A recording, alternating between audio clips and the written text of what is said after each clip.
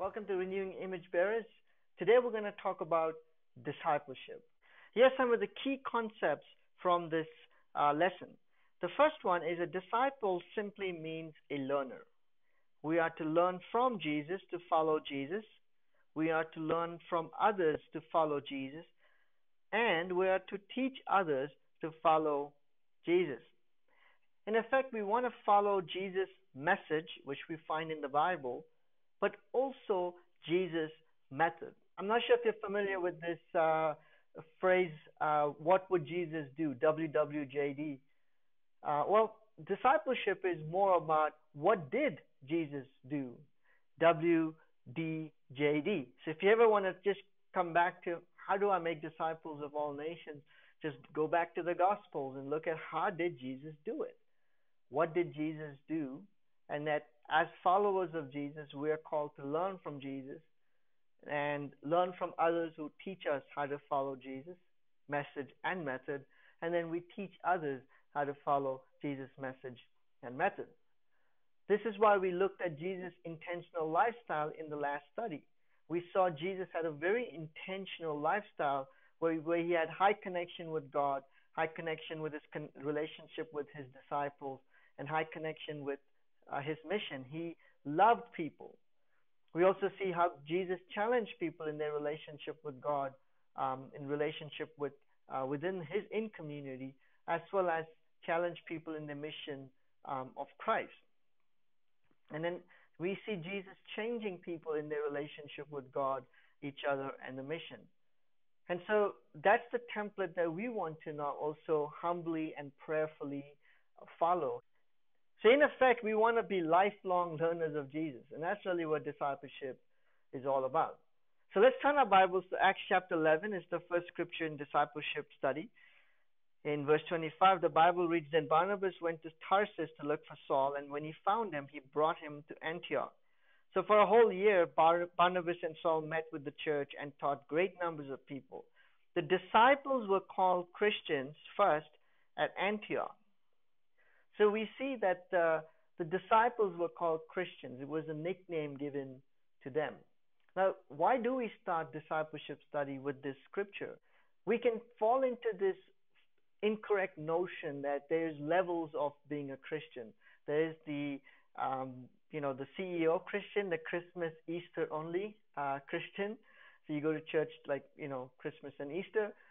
You have the pew warmers. That means they'll come to church every week, but they just are a Sunday Christian. They leave church and that's, they're going to go back to their old life. All the way up to a disciple. It's like someone who's like the apostle or something, just super Christian, if you will.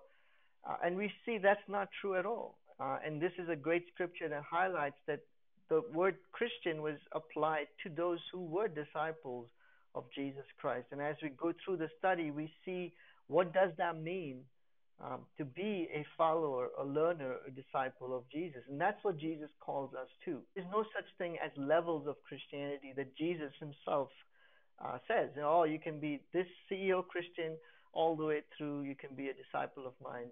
And then you pick, the spectrum. You choose from within this range what you want to do. That's just not the biblical message at all. And so for us, we have to ask ourselves that question. When you first did discipleship study, as I did, that was a question that I wrestled with. I'm sure you did too. But it's a question we still have to wrestle and ask is, how am I following Jesus Christ? And let's look at the second scripture in Mark chapter 1, verse 16. As Jesus walked beside the Sea of Galilee, he saw Simon and his brother Andrew casting a net into the lake, for they were fishermen. Come, follow me, Jesus said, and I will send you out to fish for people. At once they left their nets and followed him. Come, follow me. That's a deeply relational call. And you can read through the rest of the Gospels to see how Jesus loved his disciples. He spent time with them. In fact, he walked with them. It's deeply relational. And that goes back to our 3C and 3D. It's high connection with his in community. Now, in certain translations, the verse where Jesus says, I will send you, can also be translated as, I will make you fishers of people. And so Jesus transforms our purpose. So here's a question that we can ask ourselves, we can ask those we study the Bible with, is how would you respond to the call of come follow me? The next scripture in the discipleship study is Matthew 22 verse 35 to 38, followed by Luke 9:23 to 26. Obviously, I'm reading these out so you can pause the video and go through them. The next scripture is in Luke 14 verse 25 to 27, followed by Luke 14 verse 28 to 30, followed by Luke 14 verse 31 to 33. Just to mention, this is in the Making Disciples Handbook.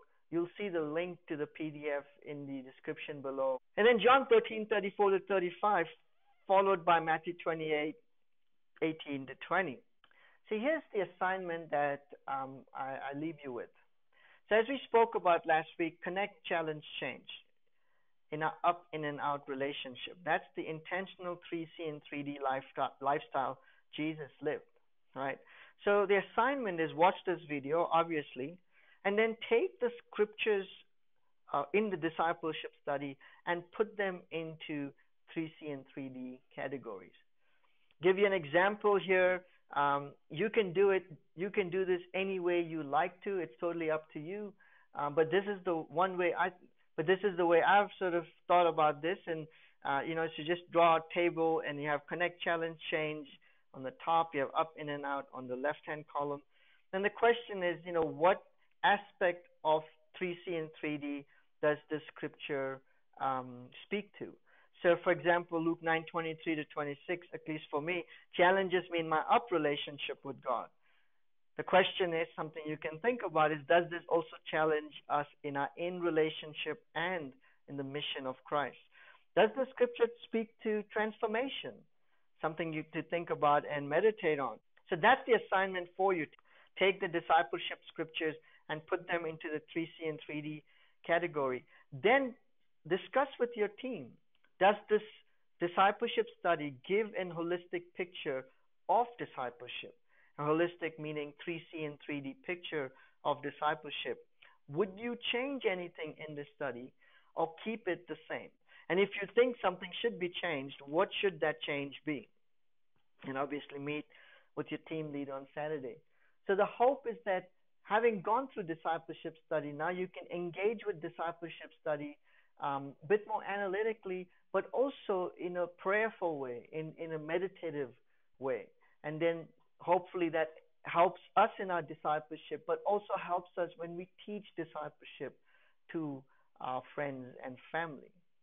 So hopefully this video has been helpful. You'll see my email on screen. I love to hear from you. Look forward to seeing you next week. Till then, have a great week, and God bless you.